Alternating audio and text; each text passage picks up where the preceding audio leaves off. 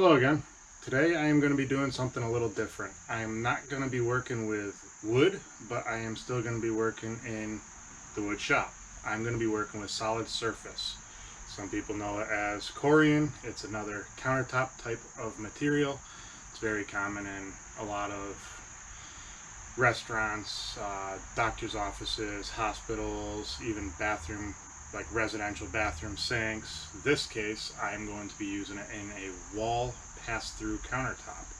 So, that being said, we're going to be using some different stuff, and I figured I'd let you guys see. Well, right here is what I'm going to be making. It's not to scale, but it's a rough idea. There's going to be a wall sitting right here. There's going to be a wall sitting right here, and then it sits down in between, pretty much a framed opening. So it makes like a bar top area, I guess you could say, for a pass through the wall. And I am going to be using this material right here. It is solid surface, completely man-made to look like stone. And it's actually quite impressive because it's easy to work with. What we will be using today is a router with a straight cutting bit on it. We will be using another type of router. You guys would not have this, so there's another technique of doing it. This just makes it easier. This is what's called a V-fold router. It will create a, here, let's draw it on here. If your piece of countertop is just straight like that, it will cut a V into the countertop like that. So then you can make an edge that waterfall folds down like this. You can do it with a table saw, cutting them 45 on both your pieces, and then just tape them and glue them together right here. This just does it all in one step, so you don't have to worry about doing it on a table saw. So it's convenient to have. Typically, no, most people won't have one. Okay, it requires special 2-part adhesive, denatured alcohol to clean all your joints and all your surfaces before you glue anything. The tape that I said, like for gluing that together, you use tape. It's kind of the easiest way to do it. The applicator for the glue, and that's it. And some skill. But, yeah, I'm going to set up and I'm going to cut this piece down to the actual size that I need before I start routing it. Again, you could use the router, but I'm just going to use the table saw because I already have it out. Alright, see you guys in a minute.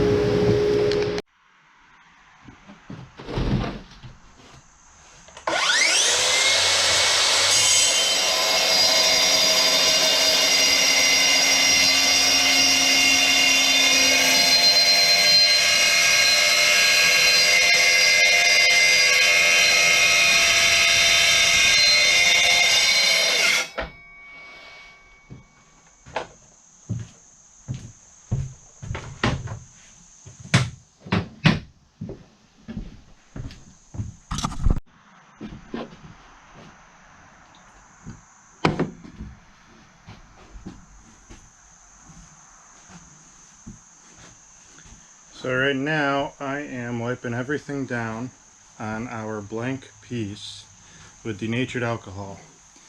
This will get rid of any type of oily residues or adhesives or anything from anywhere, from shipping or just handling around the shop.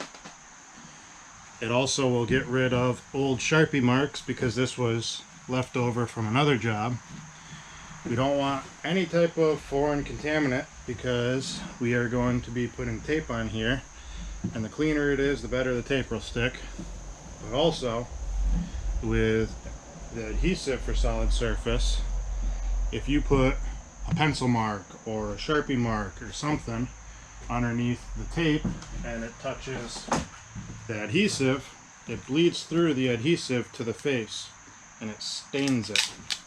No matter how hard you try to get rid of it, sanding it, cleaning it after you glue it, you're never going to, because it stained the actual adhesive. Right now, this is tape that I'm going around the perimeter to make this mitered drop edge. I can run the miter router on here without the tape and it'll come out loose. So this is just another, I don't know, preventative step that I won't have to tape it up afterwards. If I tape it up now, then I cut it. I don't cut through the tape, I only cut through the solid surface. I can go right to gluing after. So I have all four edges are getting dropped. So I'm just going to go around the edge. Depending on countertop thickness, what you desire, you can change it to wherever you want. This is only going to be 1.25 inches thick, but I've done 4-inch thick, I've done 5-inch thick, I've also done 1.5 inches thick. All depends on where you put the tape.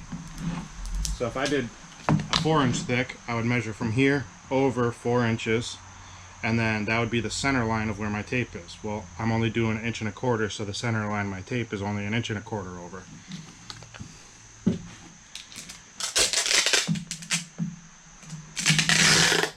You want to make sure when you do this, you stick the tape down really good, because like I said, when you cut through the solid surface, this holds it together. And if you don't stick it down really good, it'll just peel apart, which is just a wasted step.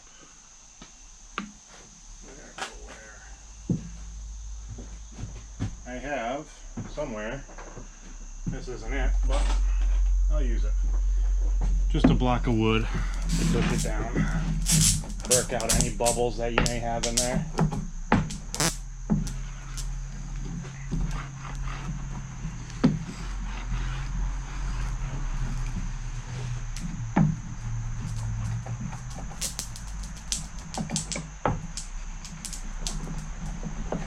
Alright.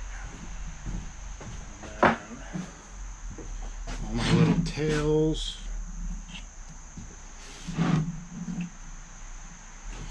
This is just to get them out of the way so they're not getting hung up and everything.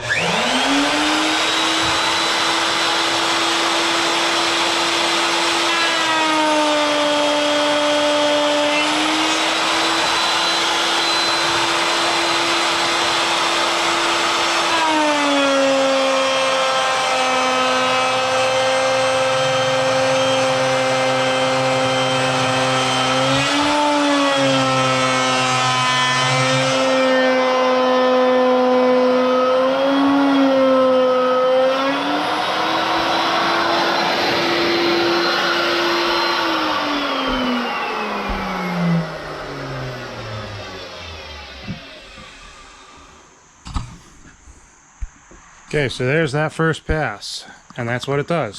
Let's try and get this to focus right there. When it's flat, it cuts that V channel out of it, and it allows it to fold down like that, and it makes what's called a drop edge. And the tape holds it on. You can do it without the tape. It just creates this loose, and then you have to tape it on afterwards. So it's just a extra step, and this avoids it. I have to do it on all 4 edges. So I'm going to set that up as a time lapse, and then I'm just going to run the other 3 edges, and I'll get back to it.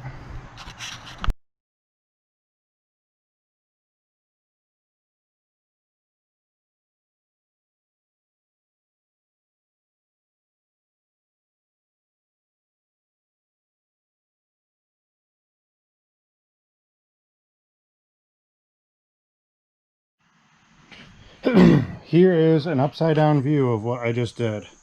If you look at it, it cuts the channels, or the V grooves, and it allows it to, can I do it? There, it allows it to fold up and makes that joint. But when you have corners like this, you have to cut that little chunk out. So that's what I'm about to do.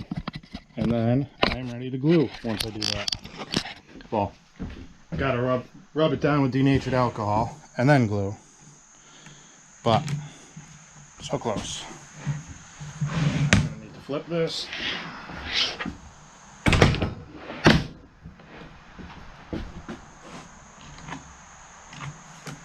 Right now I am just cutting the tape, so all I need is a razor knife to score the tape. And it takes the corners off.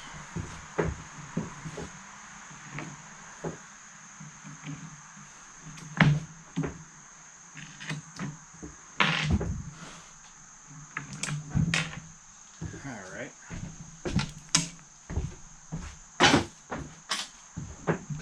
Flip it back over again.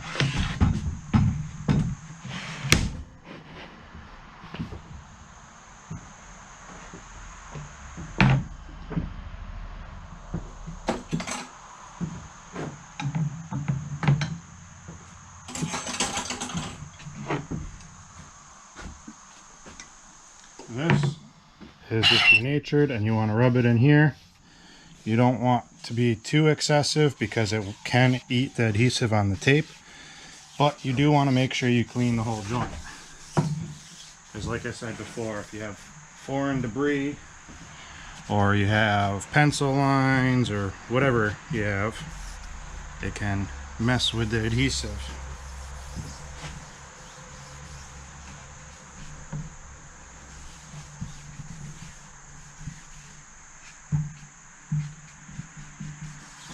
Alright, there's that.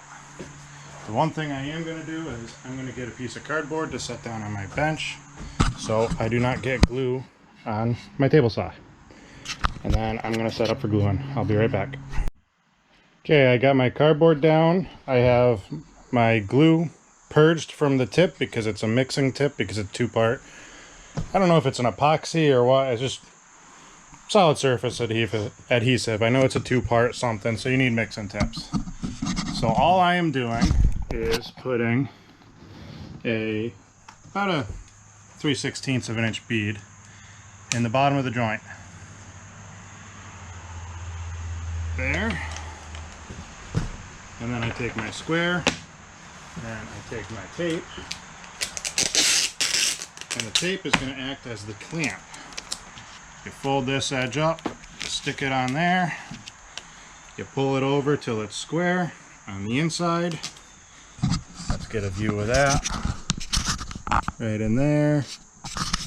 And then you put tape on about a foot, every foot or so. If you're fighting it more than that, you probably should rethink your cut. You might need to shave your cut some. You should not be fighting these joints that much.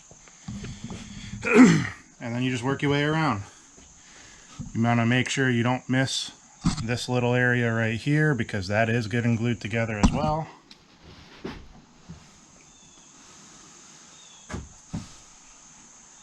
Go all the way down.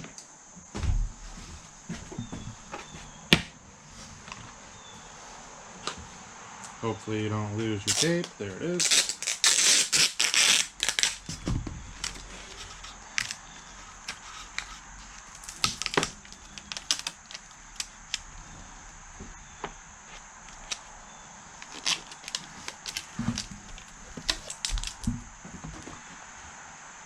Keep losing my tape on this thing.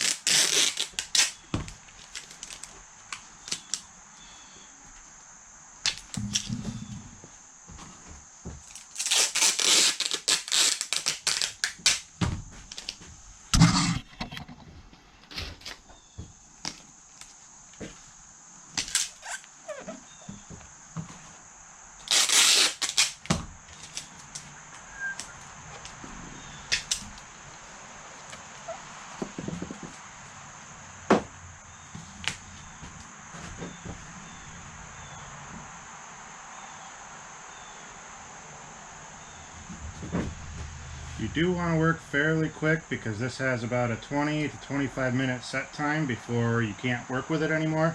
Let me say that correctly. It only has about a 5-minute set time, but it has a 20 to 25 minute cure time. And that time it is rock solid.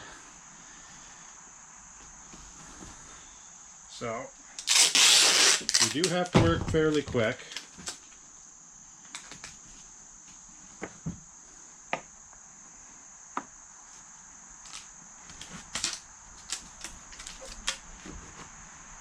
But as you see, this is not really a lot of area to glue, so it goes quick.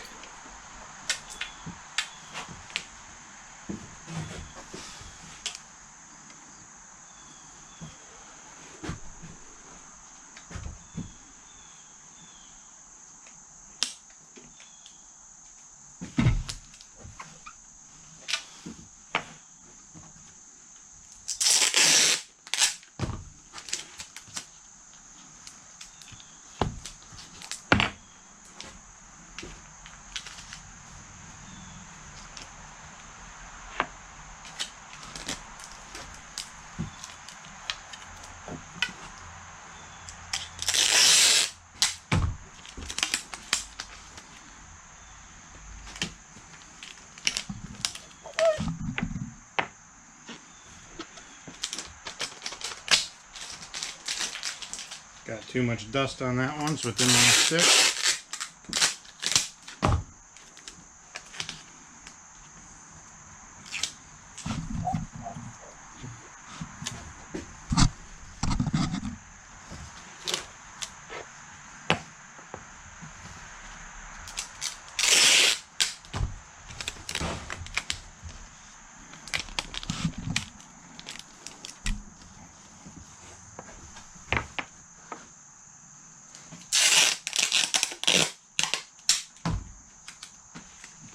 Well, that one was too short. That's not doing anything. And that one's too long.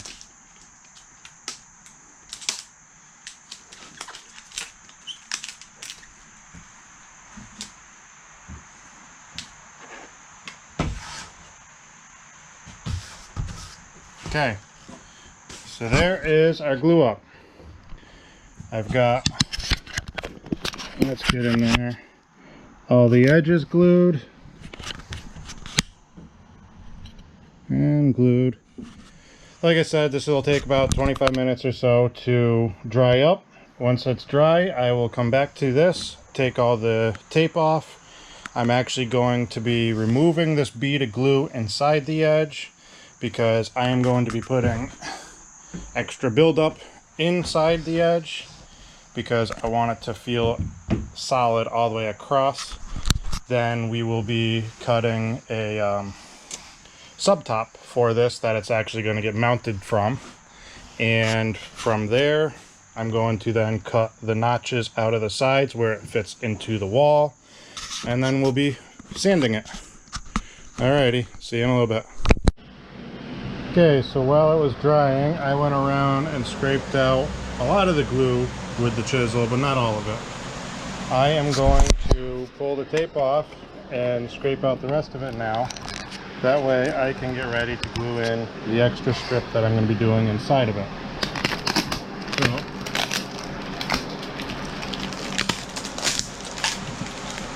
kind of satisfying pulling tape off.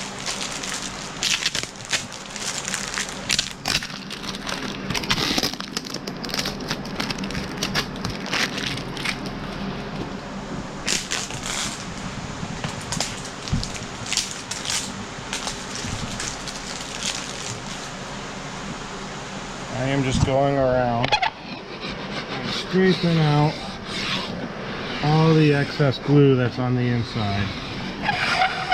You don't want to do it while it's wet, but I did do it while it was taped up when it was almost completely cured. If you do it while it's wet, you'll actually pull the glue out of the joint, and you don't want that. So you can wait until it's almost completely cured. Starting to get really firm, and it starts to chip off on its own. Not on its own, but when you chisel it, it starts to chip off. You don't want it to be like gooey and peeling, because that's when it'll pull out.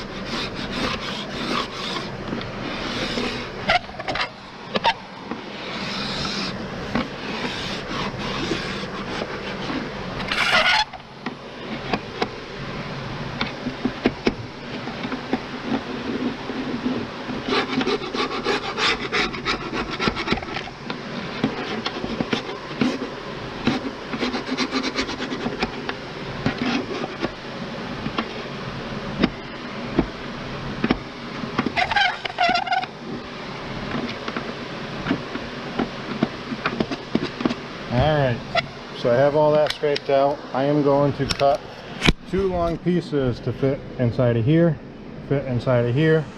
and I will wipe all this out, wipe this out, wipe the pieces down, and then I will glue them in using some of these over here spring clamps. Let's get one of these off. And I'm just going to end up pinching it on like that, except it'll be a second layer thick. Alright, I am going to cut those pieces, and I'll be back when I'm ready to glue those others. Here I am ready for the next step. I got everything wiped down with Denature. I have these pieces that will fit in here and get sandwiched right there. I ended up having enough scrap for being able to do this end, so I said, what the heck, why not? I'll do that end as well. And let's get to gluing. Like I said, I already denatured everything. I have the clamps. I'm just about to purge the tip of the glue. So let's see that. Yeah, you can see it on the camera. Basically, you're getting the mix coming through so it's smooth instead of chunky. And there it goes.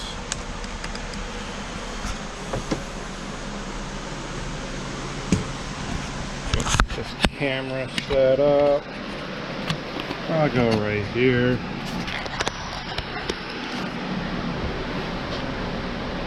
I'm going to do 1 bead down in the corner.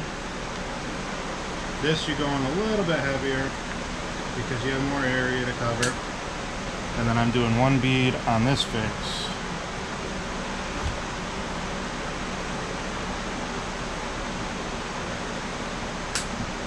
Again, this is trapped in the ends, so I want to make sure I get up the side. This side. And let's put this in here.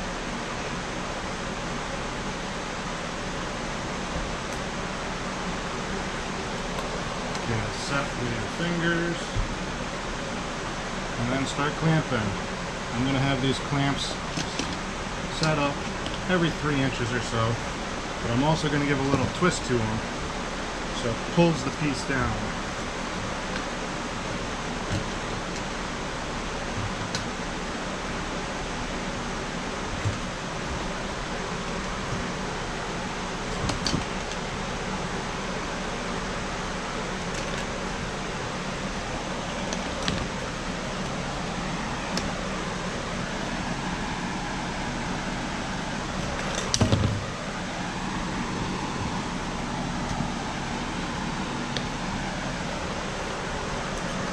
Okay, there's the first one.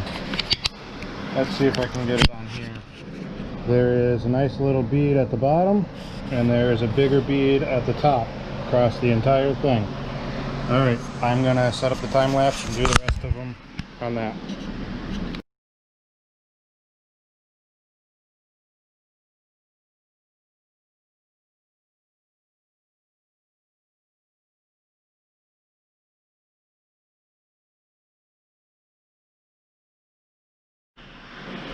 Okay, there we have it. We have all of the perimeter edges glued up. That'll be our final glue up for this. I'm going to let that sit for about a half hour, and then I will come back to it and cut the subtop insert, and then we're going to notch it and then sand everything.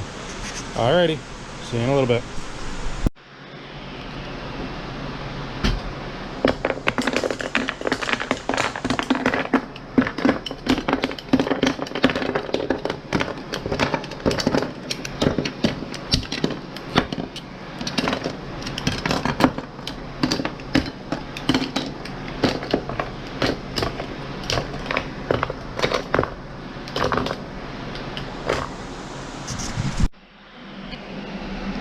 So I finished the glue up. I got all the clamps off. I scraped out inside. Actually, let's take this out and I'll show you. Scraped out inside in the corners where there was excessive buildup. And then on the top of this, or bottom of this, whatever you want to call it, I cut this buildup that's going to get attached to the wall, and then this will set on top of it. But I cut this miter on here to allow for the glue bead that's in here, so I don't have to clean that up. It's also not a good idea to have sharp inside edges on solid surface because it can cause it to crack. This top or subtop fits in like that, and I have it notched. That is the notches that you see on the drawing. So when this gets flipped over, there's going to be an overhang on one side 6 inches, and then the other side's only going to overhang 1 inch. And in this area is where the wall is going to sit. So I notched out the plywood already. I now need to notch out the corian. It's going to be really tough to see, but there's a pencil mark there, and there's a pencil mark somewhere over there. Oh, I can't see it. Oh, there it is. And then same on this side. That is what I'm going to show you to do with the router. First, I am going to cut out the bulk of it with the table saw. Well, I'll cut out, I'm going to cut it out with a jigsaw actually instead of a table saw. So I'll cut the bulk of it out with a jigsaw instead of the table saw, and then I will set up a jig to cut out the rest of it with a router so it's a nice smooth edge. Alright, I'm going to set that up.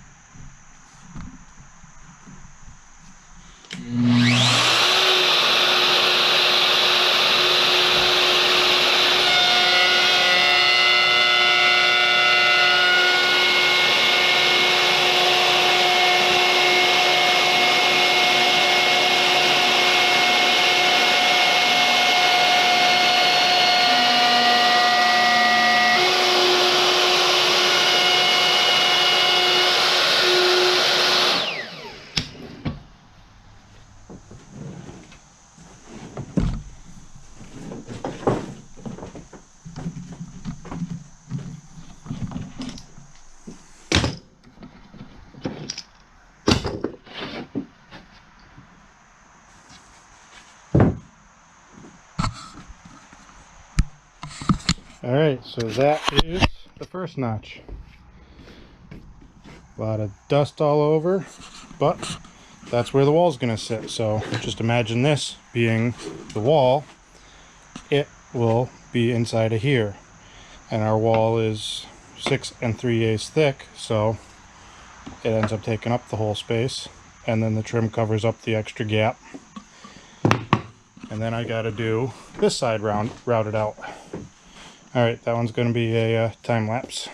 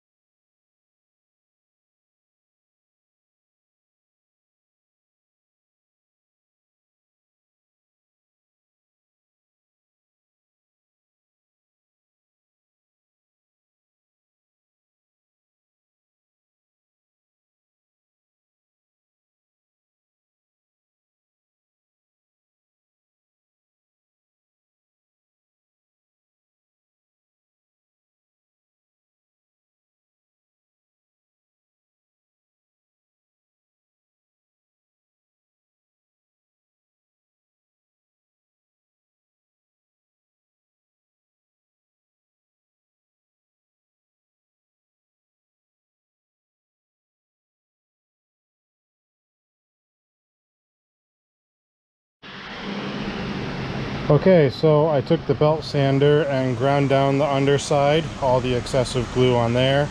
Now I have the grinding and polishing sander, but I have it in grind mode. And I am grinding down all the excessive glue that is on the face. And then I am also getting all these rough, big scratches out of here. Once I get those out, I am going to go around with an 1/8 inch round over and just soften all these corners. And then I will finish sand it. I am pretty sure these clients want me to put a little bit of a radius on here. I am going to double check that. And yeah, I will get back to it.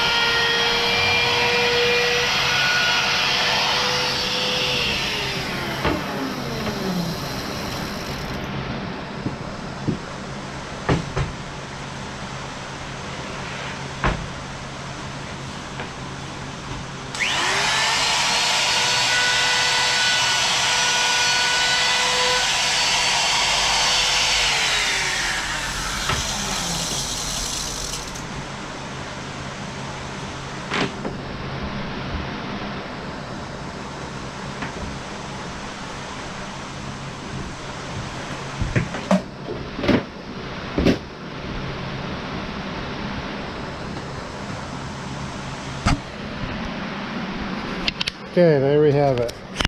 Essentially a countertop. Now it's just a whole lot of sanding and polishing. I put a 1 3/4 inch radius on this corner, and I put one on this corner as well. Over here I just kept it square, but I rounded over an 1/8 inch, and then around the entire perimeter I rounded over an 1/8 inch. So like I said, a whole bunch of sanding and polishing. I'm not going to bother recording that. I'm just going to get to the end and see it then. Alrighty. Okay, there you have it. We have a finished pass-through countertop made out of solid surface. As you can see, it reflects the light off of it because it is polished pretty damn good. I think I went to 3,000 grit and I started at 120. So yeah, I had a lot of sanding. There it is. I might get a picture of it once it's installed and wait to post this video until then, or I just might post that picture with it installed in the comment section after I post this. Alright, until the next project.